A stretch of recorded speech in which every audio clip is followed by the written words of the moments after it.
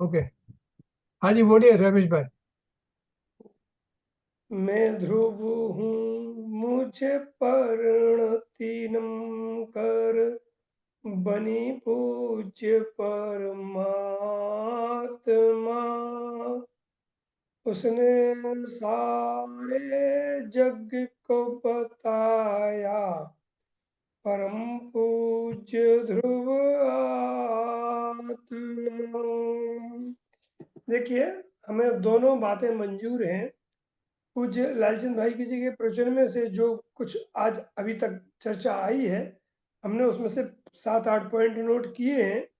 आप कहो तो हम अपने जो पॉइंट नोट किए हैं उसका भी स्पष्टीकरण कर सकते हैं, या आप में से किसी को कुछ पूछना हो उसका भी स्पष्टीकरण कर सकते हैं। आप निर्णय करो कि आप क्या चाहते हैं। आप ही क्या प्रति आपने जो 5-6 पॉइंट 6-7 पॉइंट रखा है ना, वो वही हम्म। करें, वही करें। हमने भी लिखे है कुछ। हाँ, ठीक है। देखिए साहब, पहला पॉइंट तो बहुत अच्छा आया था स्टार्ट में। आत्मा में स्यादवाद का अभाव है और आत्मानुभव में स्यादवाद का सद्भाव है। देखिए, यदि अपन थोड़ा सा गुरुदेव और लालचंद भाई दोनों की शैलियों का यदि अध्ययन करें, उनमें थोड़ा सा तुलनात्मक अध्ययन करें, तो पाएंगे कि लालचंद भाई ने गुरुदेव के माल को ही कुछ और सूक्ष्म और स्पष्ट करके श्रोताओं को और साधकों को जहां जहां परेशानी होती थी, उन उन पॉइंटों को ऊर्ध्वता से लेकर के बहुत अच्छे ढंग से स्पष्टीकरण किया है। मैंने ये समझ लीजिए, जैसे कि पूज्य माता जी चौथे भव में अपने सूर्य कीर्ति या सर्वांग स्वामी तीर्थंकर की गणधर होने वाली हैं, ऐसे ही वर्तमान में लालचंद भाई ने गणधर जैसा काम किया गुरुदेव की वाणी। मैंने उनकी वाणी को झेला भी, और झेल करके उन बातों को ऊर्ध करके हमें सबको परोसा है। मैंने किसी किसी को लगता था कि ये थोड़ा अतिरेक कर रहे हैं, निश्चयाभास जैसा ले रहे हैं, तो वो तो आरोप अपने सुगानी जी पे भी लगाते हैं, लगाने वाले तो। लेकिन ऐसा नहीं था। देखिए, तो सबसे पहला पॉइंट तो यही था अपना, कि आत्मा में स्यादवाद का अभाव है। स्यादवाद का अर्थ होता है किसी अपेक्षा से अथवा कथनचित। ये दोनों स्यादवाद में शब्द प्रयोग आते हैं। तो जो आत्मा है वह किसी अपेक्षा से भी नहीं है, और आत्मा में कथनचित पना भी नहीं है। मैंने कथनचित आत्मा शुद्ध हो, कथनचित अशुद्ध हो, कथनचित दुखी हो, कथनचित सुखी हो, कथनचित संसारी हो, कथनचित मुक्त हो, कथनचित रागी हो, कथनचित वितरागी हो, ऐसा स्यादवाद आत्मा में नहीं लगता है। अब ज्ञानचंद जी तो आप सुन रहे हैं ना, और आत्मानुभव में स्यादवाद का सद्भाव है। अब ये देखें जरा, आत्मानुभव और आत्मा में क्या अंतर है।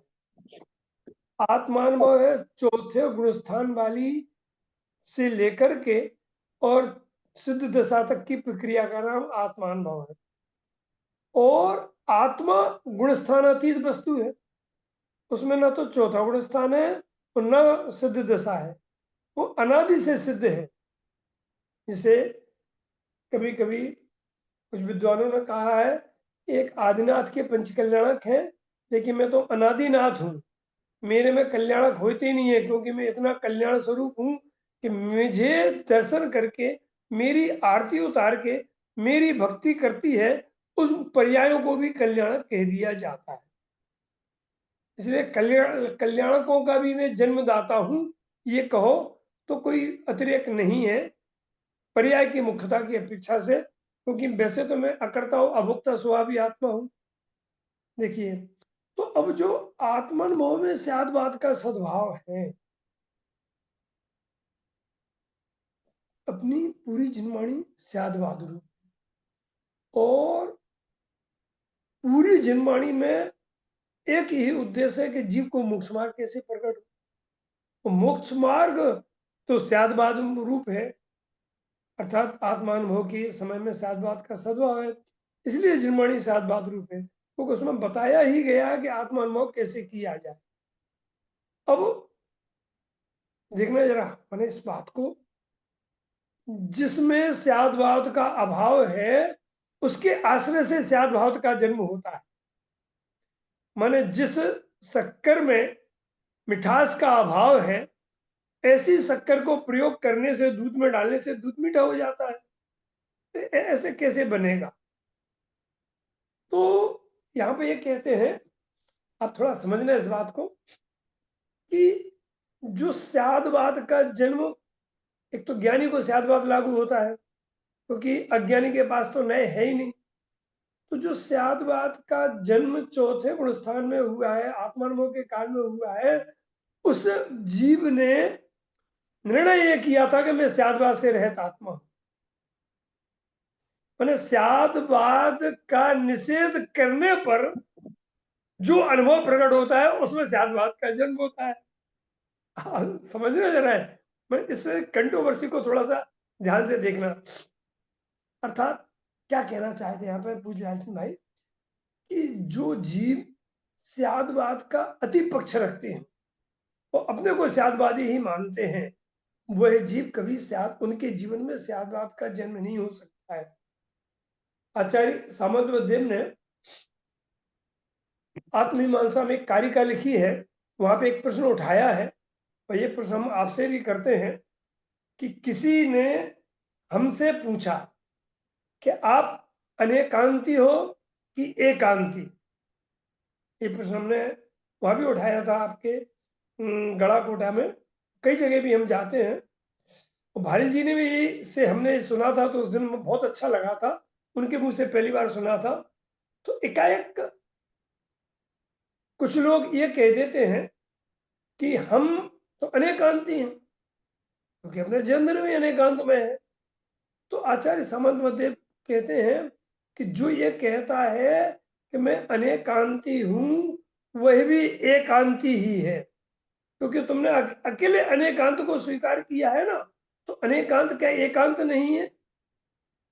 तो क्या मैं ये मानूं कि मैं एकांती हूं? ये भी मत मानो, वो भी एकांत है।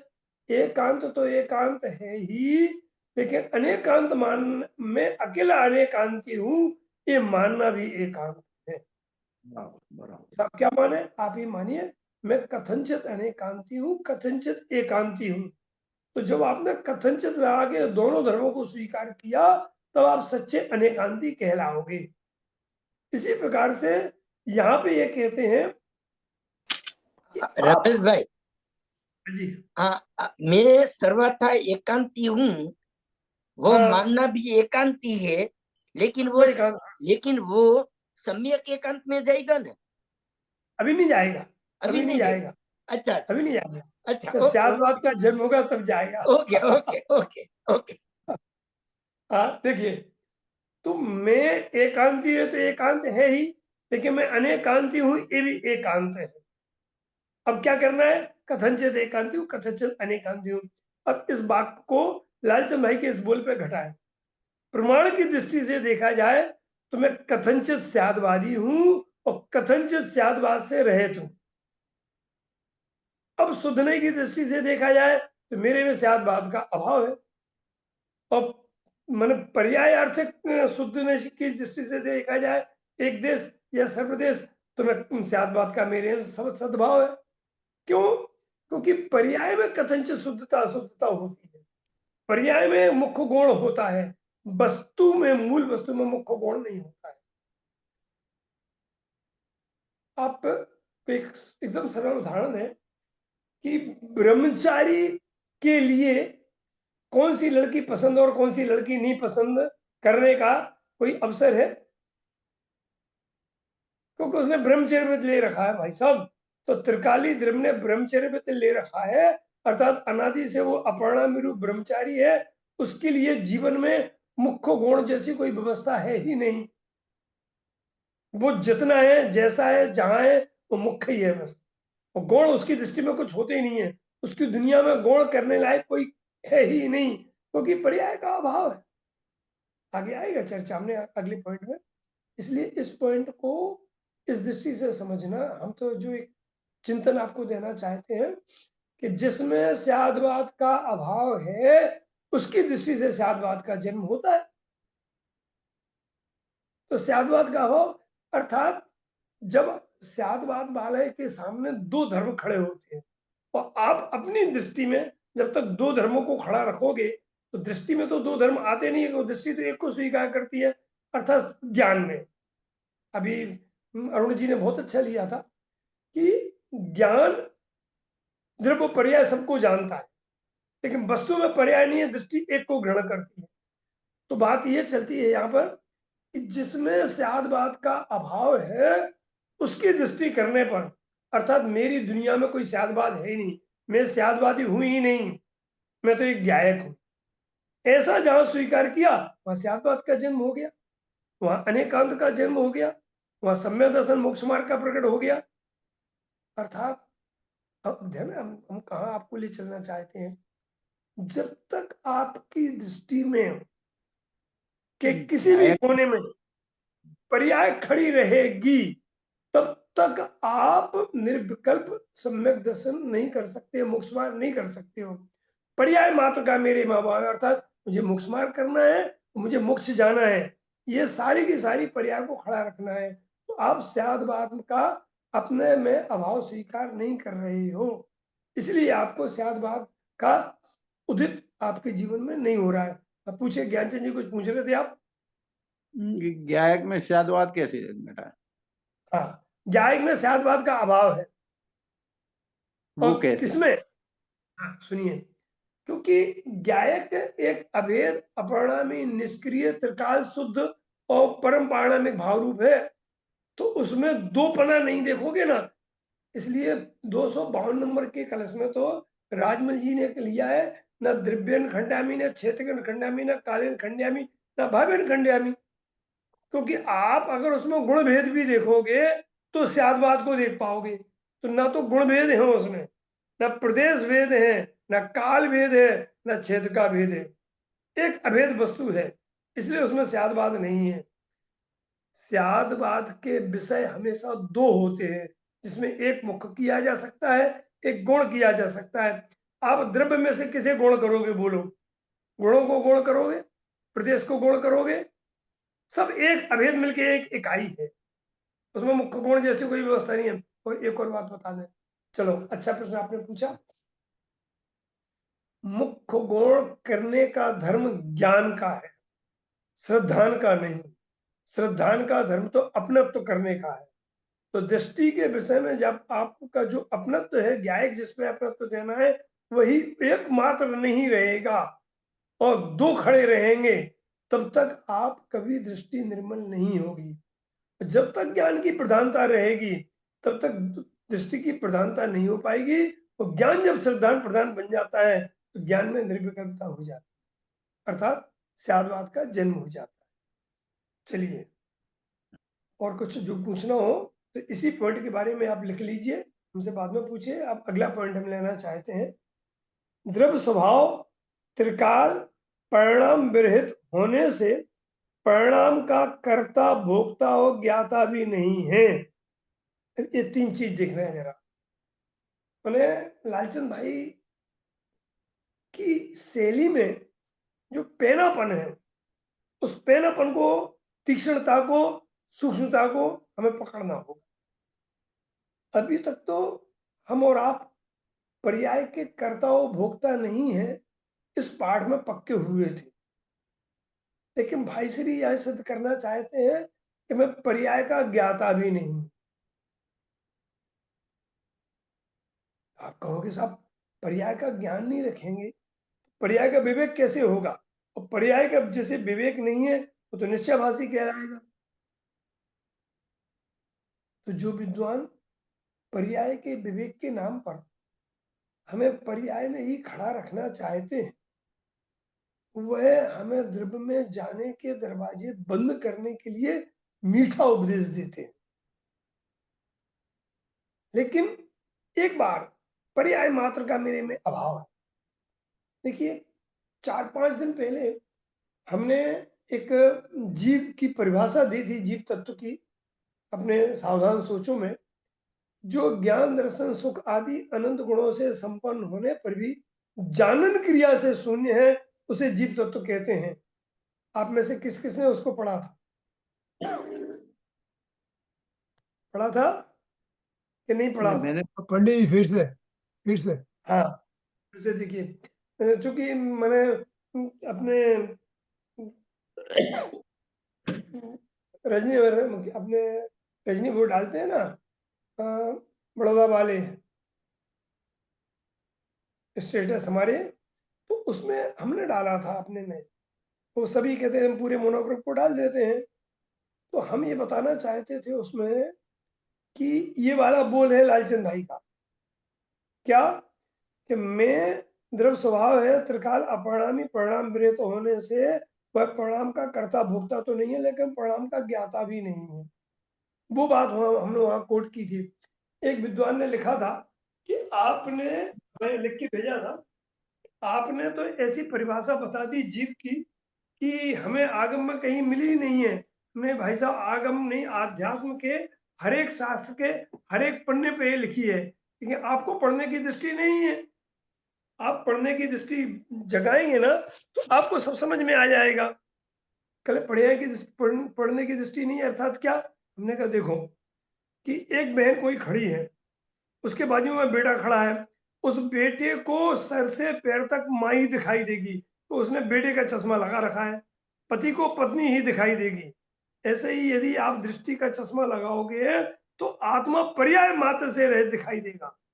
गुण भेदों से प्रदेश भेदों से तो रहित है ही, लेकिन पर्याय मात्र से रहित दिखाई देगा। और जानना काम तो पर्याय का है, द्रव तो जानन से रहित है।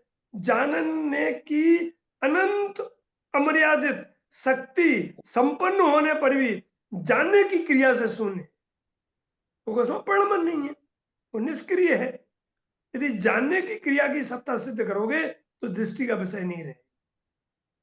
इसलिए भाई श्री ने ये जो हमने दूसरा पॉइंट नोट किया है उसमें लिखा है कर्ता भोक्ता और ज्ञाता भी नहीं। अब आप कहोगे ऐसा जानने से हमें लाभ क्या है? हम तो बनिए हैं, कोई भी धंधा करेंगे हमें लाभ होना चाहिए। भाई साहब, भाई श्री ने ये कह करके आपके माथे से पर्याय को जानने तक का भूत उतार दिया है। करने का तो उतारा ही है गुरुदेव के प्रताप से। कर्ता और भोक्ता की बात तो हम गुरुदेव के आशीर्वाद और प्रताप, उनकी चरणों की सेवा से हमें मिल गया था, पाठ पक्का हो गया था। भाई श्री ने हमें जानने तक का भूत उतार दिया है, अर्थात अब जानने ही नहीं है। तो देखना कि किसी आपको देखना जरा, मैंने एक और थोड़ा सा सरल उदाहरण है अरुण जी की शैली में, कि मुझे मेरे बेटे की शादी करना है, तो अब मेरे माथे पे भूत है, लड़की देखना है और ये करना है, फिर बैंड बाजा करना है और मिठाई का देखना है, बरातियों का देखना है, उनका स्वागत का देखना है, ये सब। अब एकाएक कोई कह दे कि आपके लड़के ने लव मैरिज करके आ गया है, अब वो पूरा भूत उतर गया ना, कुछ नहीं करना। ऐसे ही भाई साहब, तुम ज्ञान क्रिया के भी करता नहीं हो, पर्याय के ज्ञाता भी नहीं हो, ये कह करके अब पर्याय का जो जानने वाला नहीं है वो करने वाला, सुधारने वाला या विभाव को हटा करके मोक्ष मार्ग प्रकट करने वाला, ये उसके अधिकार की सीमा में कहाँ रहा? तो फिर कौन रह गए? मैं मात्र अकर्ता ज्ञाता रहा। और अभी भाई जी ने कहा था, आगे पॉइंट में आएगा, जो ने अपने को अकर्ता स्वीकार किया है, पर्याय से रहित मात्र स्वीकार किया है, उसी को तो सम्यक दर्शन होता है, उसकी दृष्टि क्या एक पे जाती है। इसलिए कुछ अच्छे अच्छे सूत्र दे करके भाई श्री ने हम और आपको पर्याय के जानने पने के बोझे से उतार करके अब पर्याय को जरा कौन करो, जानने तक का बोझा उतार छोड़ दिया है। सहज जानने में आएगा, पर्याय में लोकालोक जानने में आएंगे। मैं आपसे पूछना चाहता हूं, केवली परमात्मा को लोकालोक जानने की कितनी टेंशन है? हम आप तो थोड़ा थोड़ा जानते हैं तो टेंशन हो जाता है, उन्हें टेंशन क्यों नहीं है? क्योंकि वो लोकालोक को जानते ही नहीं है। उनकी जो केवल ज्ञान की पर्याय है वो अपनी स्वच्छता को ही जानती है, अपने परमर को जानती है। लोकालोक जानने में आ जाते हैं। जानने में आना और जानना बहुत बड़ा अंतर है। इसलिए तुम लोग अपनी ज्ञान पर्याय को, अपने निर्मल परमन को, अपने पर को या अथवा पर्याय मात्र को जानते भी नहीं हो, अर्थात जानने का बोझा उतारा है। पर्याय जानने में नहीं आएगी ऐसा नहीं है, क्योंकि पर्याय का काम है, पर्याय स्वयं कोई सत्ता में है, इसलिए स्व को तो जानेगी ही, और पर भी उसके जानने में आ जाएंगे। तो पर्याय में पर्याय जानने में नहीं आएगी ये बात नहीं है, लेकिन द्रव्य है वो पर्याय को जानता भी नहीं है। हमारे पास कोई ऐसा ज्ञान नहीं है कि मैं पर्याय को जानूं। हाँ, ऐसा शोभानी जी ज्ञान, बोलते जनित जनित होता है, हाँ, जनित जनित जाता है। जनित जाता ગુજરાતી में જણાઈ જાય છે, જાણવાનું નથી, મને તેના ઉપર લક્ષ્ય કરીને જાણવાનું નથી। પહેલા શૈલી ચાલતી હતી લક્ષ્ય અને प्रतिभासनी, પછી ઓલી शैली ઓછી થઈ गई। पहले ऐसी शैली चलती थी कि जानना में क्या होता है, दो चीजें, एक लक्ष्य और प्रतिभास। तो प्रतिभास प्लस लक्ष्य इक्वल टू जानना, और प्रतिभास माइनस लक्ष्य उसका होता है प्रतिभास। ऐसी शैली पहले चलती थी, ठीक है, उससे मतलब नहीं है, हमें तो अपनी बात से लेना है। तो ये आ गया। अब तीसरा पॉइंट देखिए, अभी रमेश भाई अभी टाइम होता जा रहा है। टाइम होने को आया। चलो अब किसी को अगर 2-4 मिनट हो तो गिरीश किसी को भाई, कुछ पूछना हो तो पूछ लो, वरना फिर अगले सेशन में करेंगे। हम एक काम करते हैं, केवल पढ़ देते हैं, कोई स्पष्टीकरण नहीं करेंगे। हाँ जी, जीव द्रव्य पर्याय सहित और जीव तत्व पर्याय से रहे थे, एक बात आई थी। शुद्धात्मा ऐसा जानने में आता है कि मैं जानने वाला हूं, मैं पररूप, राग रूप और राग का ज्ञाता रूप ऐसा भी नहीं है, ऐसा जानने में आता है।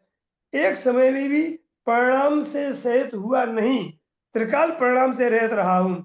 ज्ञान की पर्याय आत्मा को जाने तो आत्मा है ऐसा नहीं है, जाने या ना जाने आत्मा तो अनादि अनंत है ही।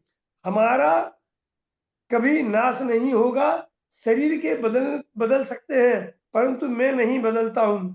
परिणाम पलटे, वस्तु अपरिणामी और बिना पलटने वाली है। पर्याय को देखने की आंख बंद करके द्रव्य को देखने की आंख खोलो। इतने पॉइंट हमने नोट किए थे। किसी को कुछ पूछना हो तो पूछ लो, वरना फिर जिनवाणी स्तुति। बस बराबर है। वो पर्याय को भी परद्रव्य बोलते हैं ना, पर्याय हाँ, भी है, वो परद्रव्य है। जैसे मैं बराबर। द्रव्य को नहीं जानता हूँ, ऐसा पर्याय को भी नहीं जानता हूँ, मेरी खुद की पर्याय को। तो आप लेते पर्याय हैं। कैसी समझ में नहीं आई, पर्याय को नहीं जानता, ये बात समझ में नहीं आई मेरी।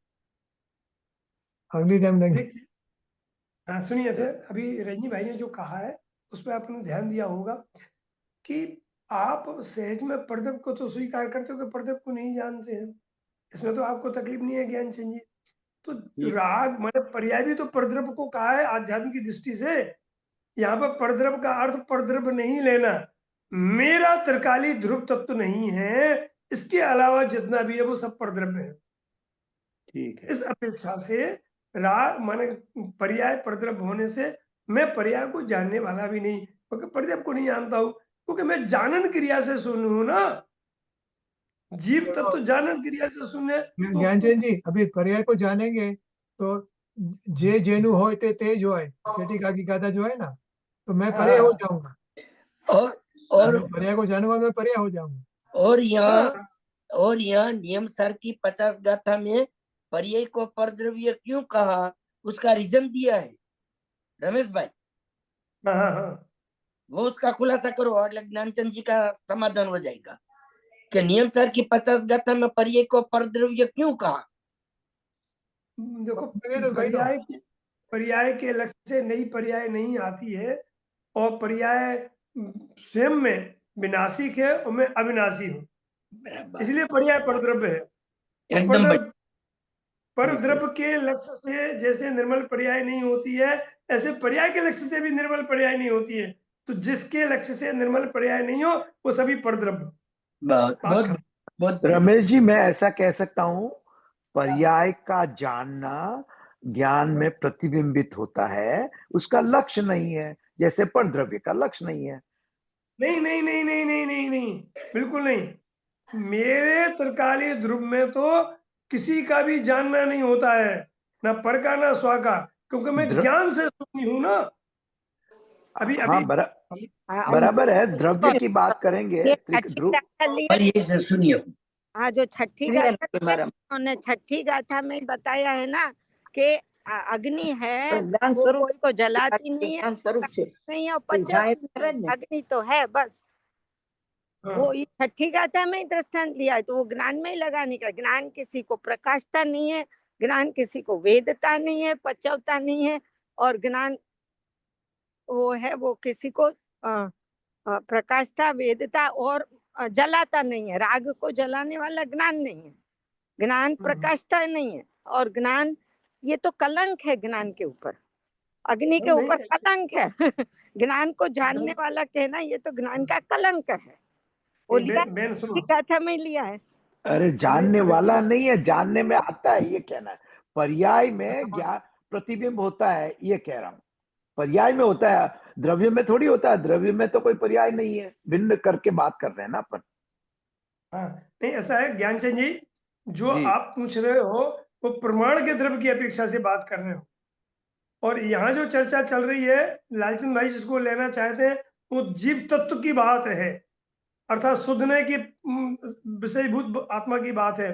तो जब अपन जीव द्रव्य अर्थात प्रमाण के विषय की भूत की बात करेंगे तो वो पर्याय को जानता भी है और पर का प्रतिभास भी होता है उसमें। लेकिन जब जीव तत्व की बात करेंगे तो पर्याय को ना वो करता है, ना भोगता है, ना जानता है, ऐसा आएगा। जी ओके चलिए साहब। चलो आप ले लेते हो, कौन ले लेते हो? रमेश जी તમે લો છો જીનવાણી કે नहीं નહીં? ठीक है, मारो तो ठीक है। રસિકભાઈ લે લો, રસિકભાઈ हाँ जी हाँ जी, हाँ जी। હાજી બોલો।